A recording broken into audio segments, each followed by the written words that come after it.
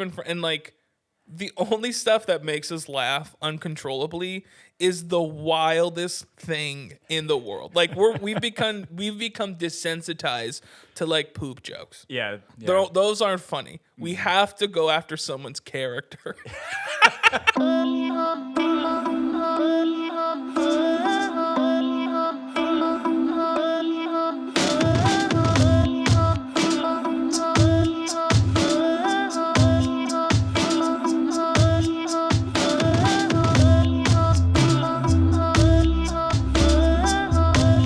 Welcome to St. Aubin Central. I was just dreaming, dude. Like, you know, the internet has just given birth to the creator economy. I can't imagine. Like, I was talking to Scooter, just like sitting in here in my studio and like people make a living from doing this. It still blows my mind. You don't have to go to a network. You don't have to go to like makeup. You don't have like all these producers like telling you what to do. You can just sit like me and my good friend Scoots. We can just sit in here and just dick around, make poop jokes and like fat jokes. Oh, it's a dream, yeah. Right? It's the dream, you know, and just like call each other names and like people get paid. So one of my favorite, I don't know if I love his stand-up. Well, I guess I've never seen his stand-up, so I couldn't say. But there's a guy named Tim Dillon. And he's a comedian, and he has the Tim Dillon Show. You should listen to it. It's wild. He is wild. He goes on crazy rants, but he has a Patreon. Just from his Patreon alone, guess how much he makes a month? I don't even know if I want to know. Just guess. He makes $10,000 a month. He makes $200,000 a month. Oh, he makes over $2 million a year just from Patreon alone. Not from his sponsors, not from his live shows, just from Patreon alone. Like that, and that's what gets me excited. Like when Rogan got his, $100+ million deal from Spotify, and I know people don't like Rogan. He's very controversial, but just the simple idea of like an independent creator.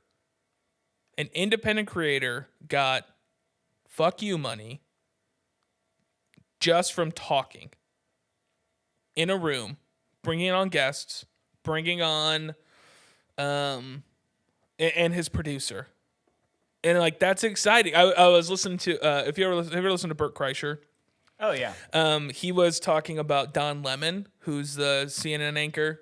He's a black man. And he makes like $4 million a year. And Bert Kreischer just started dying laughing, which is so funny because he's like, from Bert's perspective, he's like, he only makes $4 million a year is a lot of money to anybody. But to be on a news network that is losing respect, that you're controlled by, your advertisers and all these other things, and to only make $4 million a year.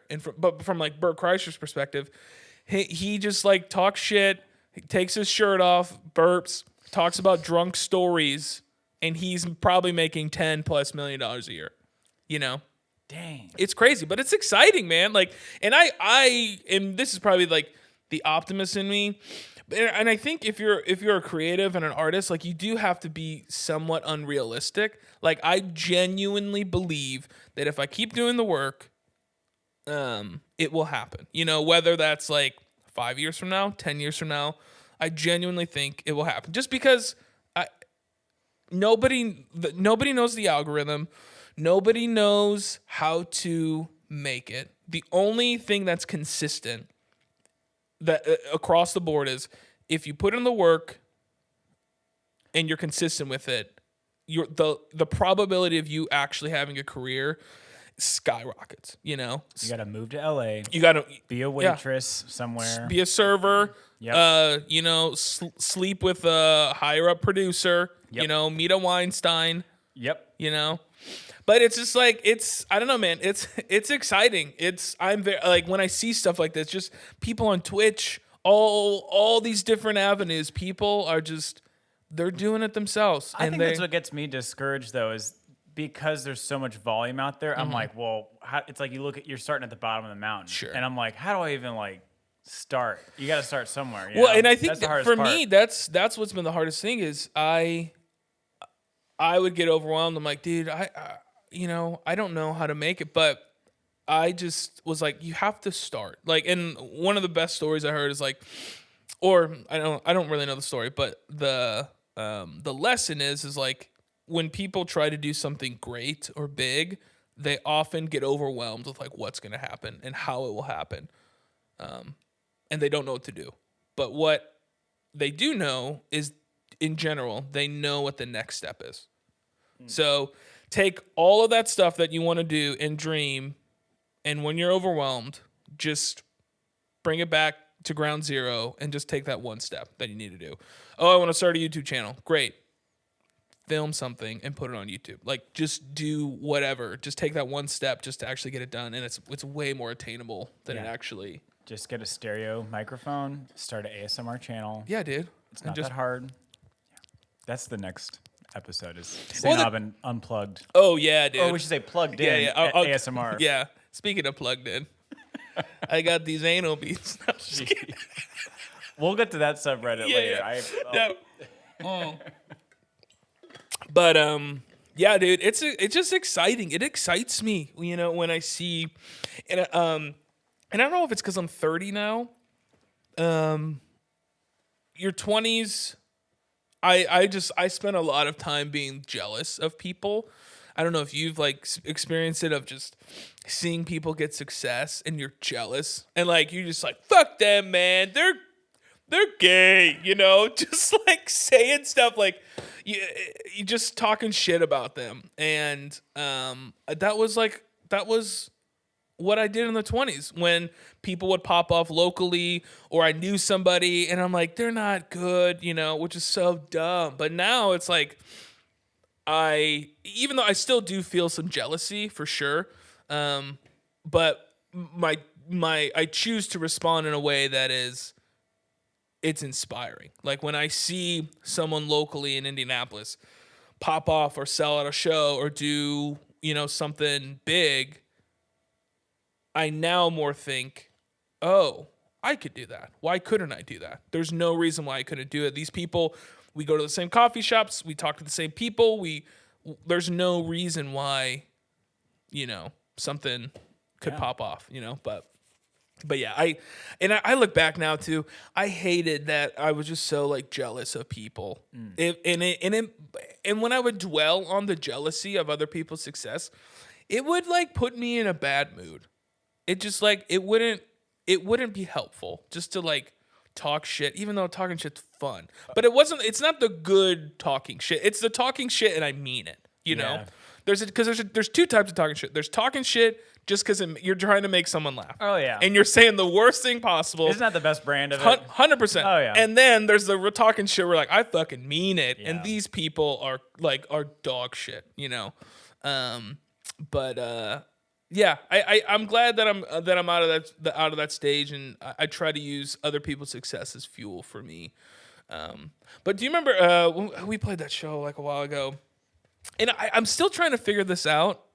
If it's just whoever's in a band with me, we end up just talking shit and like making fun of bands and like other people, just because it makes us laugh. But I don't know. I would be very curious. Do you think other bands do that?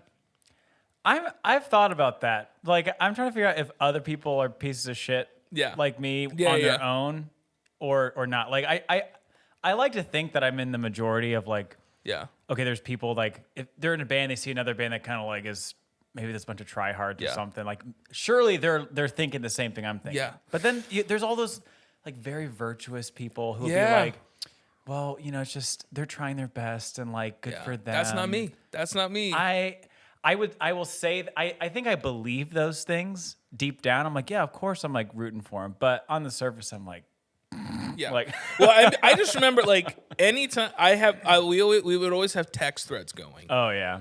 And those text threads, we would just say while but like for me, it's like I don't mean anything of it. It's just like I know you and I have been friends for a long time, and when Fred was in the band, we've been and like the only stuff that makes us laugh uncontrollably is the wildest thing in the world. Like we've become desensitized to like poop jokes. Yeah. Those aren't funny. We have to go after someone's character. The more innocent, the better. The more innocent, the better. Yeah. No, but I think I was talking to another band, and he's like, "Yeah, we definitely do talk shit." You know what my favorite thing is about shows is sound check. So when you do sound check and you see the other bands doing sound check, you're like, "What's up, man? Everyone's sizing up. You're sizing each other up. You're like, like, oh, what pedal boards you got? Oh, pussy. And it like literally says pussy on the board. Yeah. It's just like, oh, you play a Fender Strat? What do you go get your Paisley shirt and start your dad? How do you feel about bro? gear snobs when you're doing like people who are like, oh, you're playing like an old drums, like you don't have like this, like like you're using this. Like, how do you feel when people kind of critique? At this point, I don't care. But back in the day, I was like, I'm better than you. It doesn't matter. You're boring. Like people. They're just they're like, oh, you're really cool drummer. Like, it doesn't matter because for me, for live shows, it doesn't really matter if somebody's technically good. People just want to feel something, and when they see you, just run around and jump around like a fucking garbage human and an animal had a baby. Like, people are just like, yeah, dude, I don't know what you're doing, but I believe in what you're doing. Like, that's been my philosophy. I'm not technically great. There's way better drummers than me. There's way better guitarists, way better bassists, any instrument. But the one thing I gravitated towards as a kid was like bands like The Chariot, who just went crazy, just crazy people. They look like they're hopped up on like bath salts, dude, just trying to jump around. And like, that's entertaining because I want to put on a good show. Like, I don't know. I don't know. I lost my thought train. Fuck. Well, I was thinking about going back to like making fun of people, making fun of bands. I also don't feel that bad when I do it because I want to know when people are ribbing me. Yeah. Like, I actually love finding when people like impersonate me or like I will ask people like, what's your best impression of me? Like, make fun of me. I want to know what's the thing on my body or my personality that is like the thing that makes people like laugh or like. It's your pale skin, dude. Easy. It wasn't right now. You look like a jellyfish walking around. I'm like, oh, this jellyfish just brought a T-shirt. No. Well, I think in some ways too, like if you talk about somebody, you have impact, or if you talk about someone, they've clearly made enough of an impact on you for you to voice something, whether that's good or bad. But I don't know. Yeah, we talked.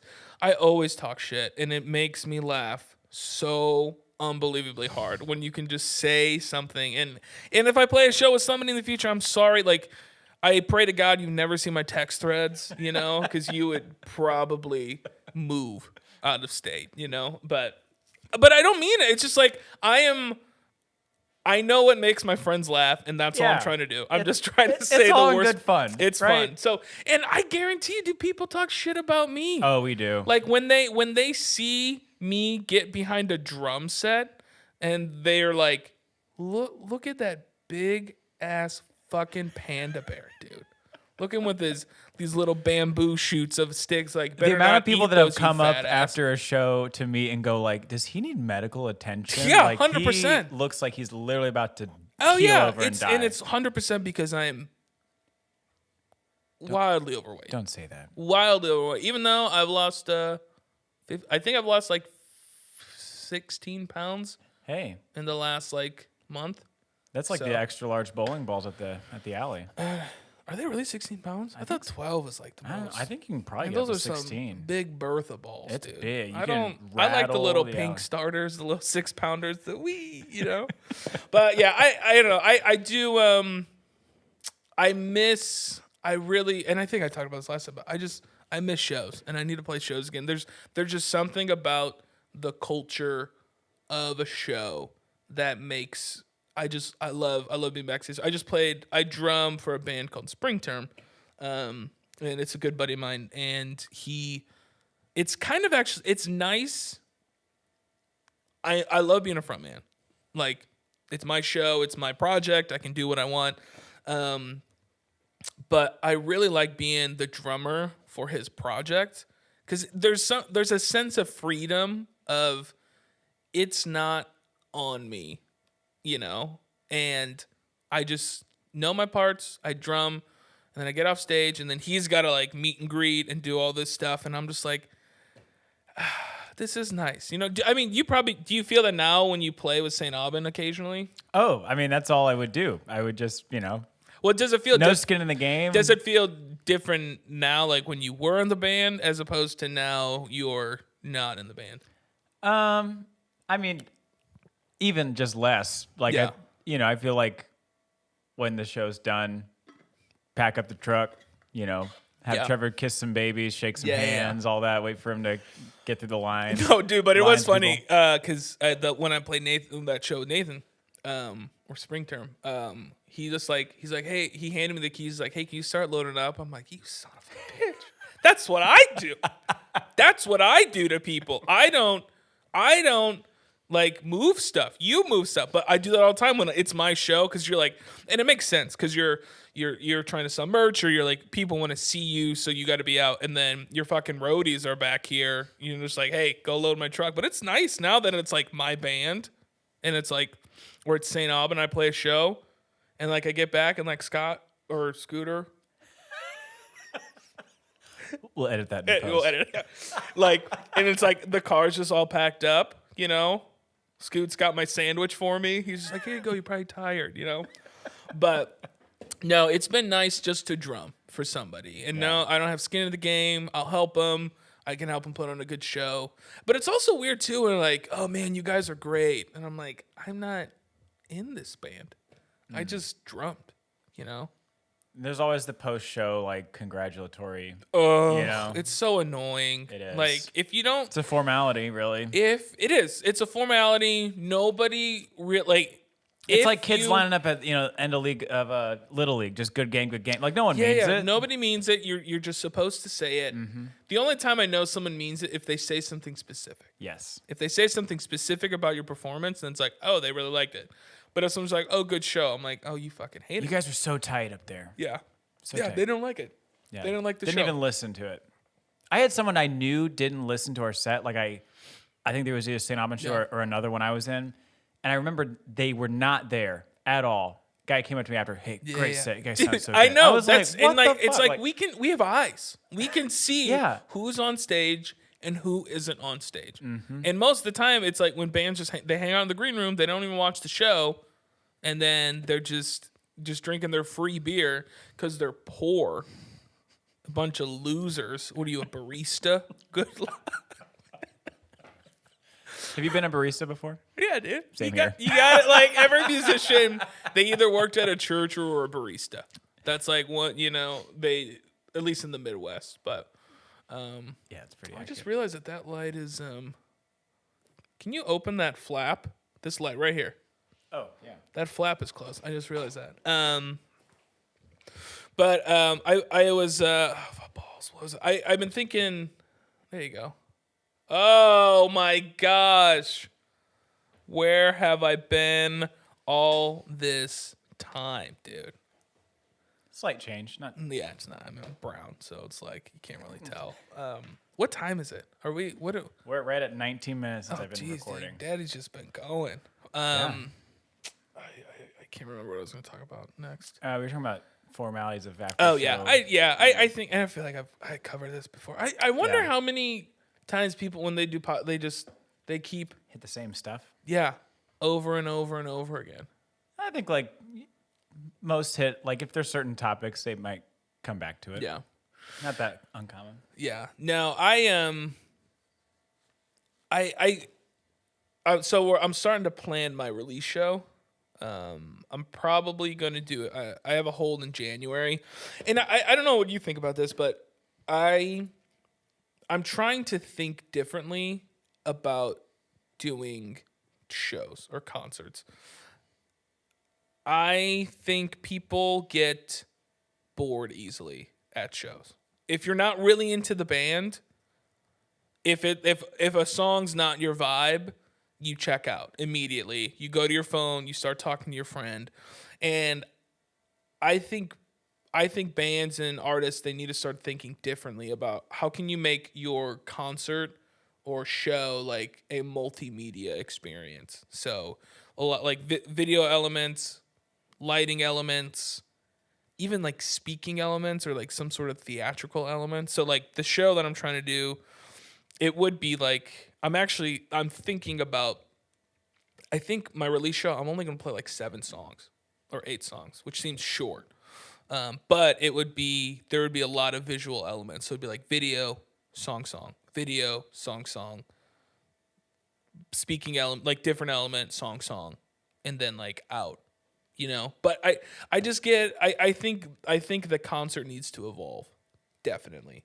I think it's kind of, again, unless you're really into the band, you're not going to really check in. Or if you're just a wild man, the entire show, and like, Daddy doesn't have that stamina anymore. My knees are about shot from picking up this big ass butterball all day. But how do you kind of incorporate the? You have to kind of cater to the short attention span of people today.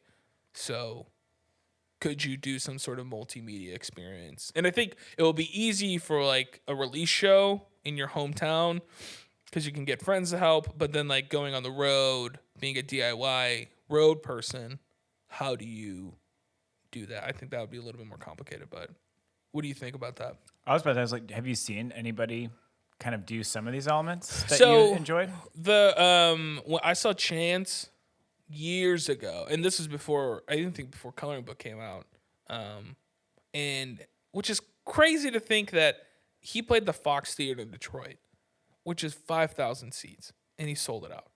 And this is before Coloring Book. So it's just like someone had some money behind him. Is he independent? Yes. Does he have a lot of money behind him? Absolutely. But he had he had animatronics on stage. Oh, dang. And they would do like little sketches in between.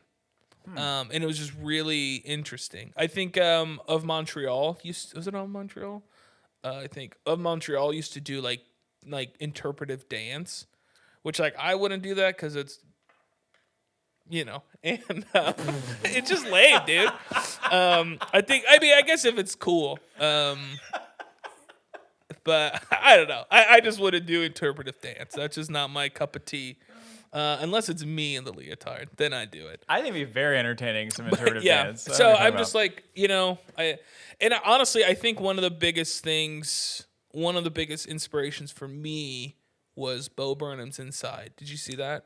I haven't yet. Dude, you need to see it. It's though. one of the most creatively inspiring things I've ever seen. It's one of the few like films or videos that I've watched and I didn't check my phone like in the middle of it.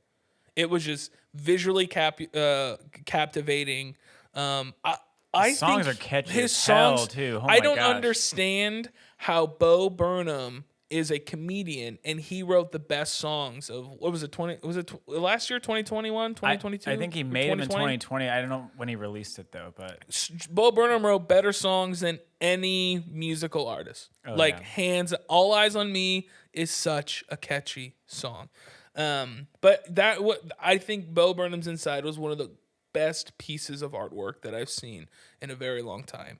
So that's super inspiring. So if people can figure out how to like light it in a certain way. But the crazy thing about what he did, he was all by himself. And, I think the opening number is he's singing a song and there's a disco ball up there and he has a headlamp on. And then he just shoots the headlamp at the disco ball. And I'm just like, yo, that's so creative. Super easy. Execution. And I think what makes it cool about what he did is it was low budget.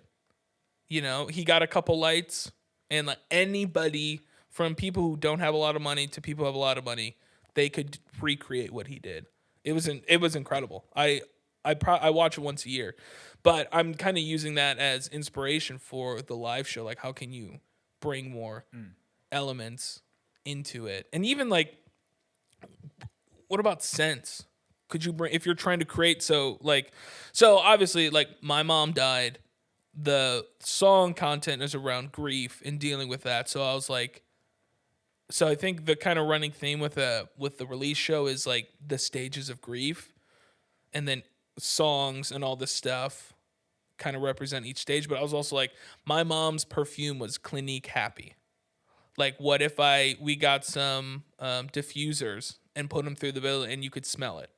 You know, this like multi-sensory experience. Have you been to Disney in the last couple of years? No. I want to stay far away from that place. Yeah, I mean, I like it's like, who are the worst people in the world? Terrorists, and then Disney people are right underneath. Disney adults, like, I don't mean this in a joke. Like, they scare me. Like, yeah, Disney. I don't know what to do around them. Like, who in their right mind goes to Disney every single year? There's a whole world out there, but Disney people, they go to the same place every single year. Terrorists, Disney people, right underneath it. No joke. But they have a really cool ride, the Avatar ride. You get on these banshees, and what's cool is like the banshees, they kind of like breathe, so it kind of feels like you're actually riding something. But then there's like wind blowing in your face, but then they have like scents. So it's like this multi-sensory experience. Just like BO from all just the other it's just like it's Avatar. Like it's banshee booty holes. That's the scent. You can buy it in the gift shop afterward. But yeah, so it's like scent is such a powerful memory. Like if you smell something, it brings you back, like food. You smell a certain food, it brings you back to childhood or whatever. But I was just like, yeah, so if we do a concert, or if we do some sort of show, like, why not bring some diffusers and like bring scents in there, you know? But cutting edge. I just think we should think differently. I think we can. I think it's possible, but everything needs to evolve. But and I think I could do this on a smaller scale, but hopefully my career goes to where I want it to be, and I can play like bigger rooms and like theaters where you can make like almost like a huge, like almost, what if a concert had like, it was like almost like a musical, but like not dance numbers and all this stuff, but you kind of blended the two, where instead of it's mostly musical, it's mostly a rock concert with like sketches in between. Because like one of my favorite things listening to in high school was the Rat Pack. And the Rat Pack, dude, they did songs, they did sketches, they did stand up, like they just did banter, and it's just like this all-encompassing show that's incredible. So like, how can you make a show better? Have you ever seen Weird Al? I've never seen Weird Al, but I'm Neither sure have it's a wild experience. I feel like he throws a great show from clips I've seen. Die Antwoord. Ooh. What are you doing? Are you sitting in here? Oh my gosh. Here comes the thought police. Oh, jeez. Oh, thanks, babe. Wow. Ooh-wee. Ooh-wee. It's been 25 minutes. Time for a snack. Yeah, thanks, Mom. But your eggs are still in yeah, I know. Let's get to some Reddit. Let's go down the Reddit hole before we wrap it. Jeez, I'll see what I can find. I thought you had stuff. Do you want that? Give me whatever you want, Daddy. I don't want to tie my name to the one I just saw. Okay. But well, at the same time, I also just don't care. Would you like? There's insane people Facebook. Yeah, that sounds awesome. That's what I was going on earlier. This is just let's do. So, is it like, do insane people subscribe to this, or is this like other people like, yo, this is wild? Yeah, it's like someone found like either a Facebook post, okay, or sometimes there's tweets in here too, but it's just like usually they're political, but I try to find the ones that are more just like insane, like ants, like, pray like this, for this to happen in our country. I don't know. Let's try to find a good one though. This is good content. This is basically just. What are you doing? You show it to me? I can't show. These are good comment threads. I need good threads. I don't have any like. Jeez. This is bad. This was like your one fucking job. Well, you know what? My hands are tied here. To what? Okay. Go to the horse penis one. Let's go to that one. That's the one you want to talk about. You're just gonna have to look at it though. That's just. So it's a Reddit thread of people. This is called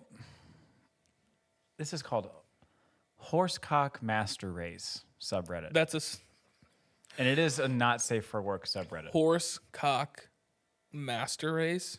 Oh my. This post is titled Snake Condom. And it's an animated comic book sketch. Here, you can. Yeah, bring it here.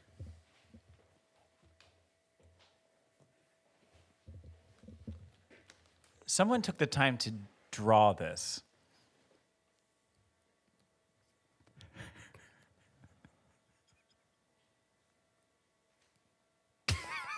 What?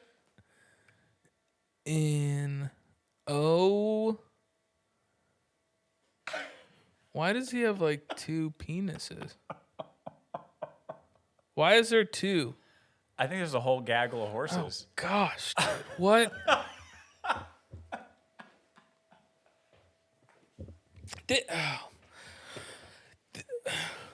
Reddit, it's one of those things. Do you feel worse after reading that?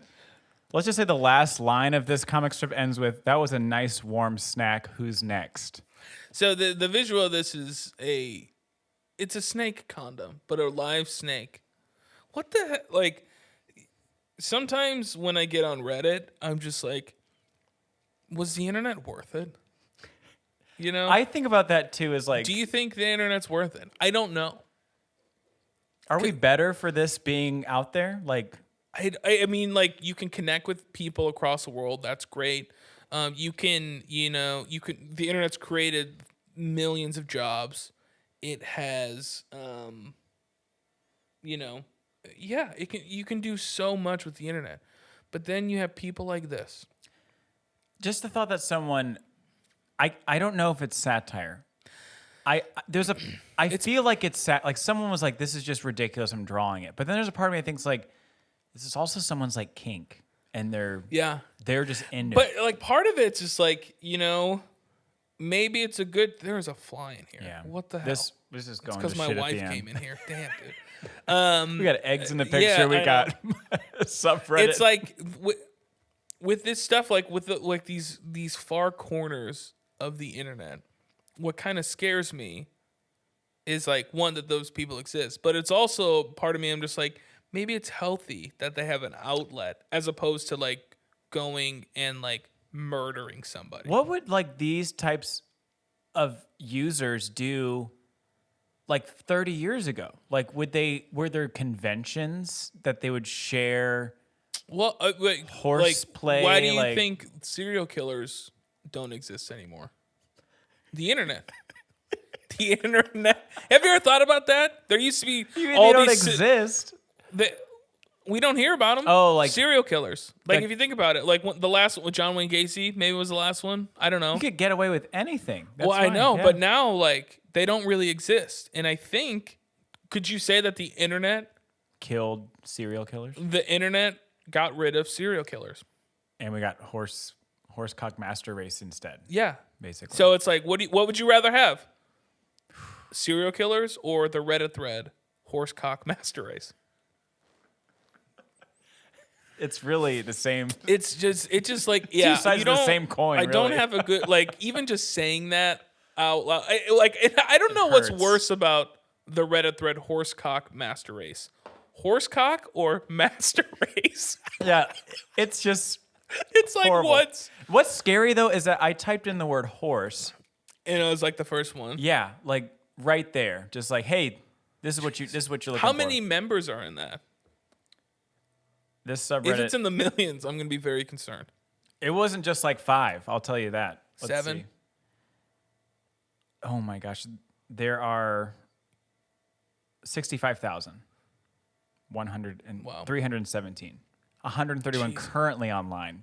Dang, what are they doing? They're probably drawn up. Hey, we need to start our snake condom comic strip. Goodness gracious, that's just like filth. I'm sorry, everybody. That's a horrible way to end the podcast with that. That's why we end it with the Reddit hole. It's a gamble. Yeah, sometimes you said it's find funny, horrible things on Reddit. But that is just, maybe that's someone's dream. Yeah, don't squash. Maybe this is their medium. I mean, I guess if you remove their teeth. Get off my. Damn. All right. Well, y'all, thanks for listening. I go listen to my song. I'm still not past 1,000 streams. So Anchor's Break is everywhere. Thank you for listening. Follow me at St. Aubin is me on the internet. All places.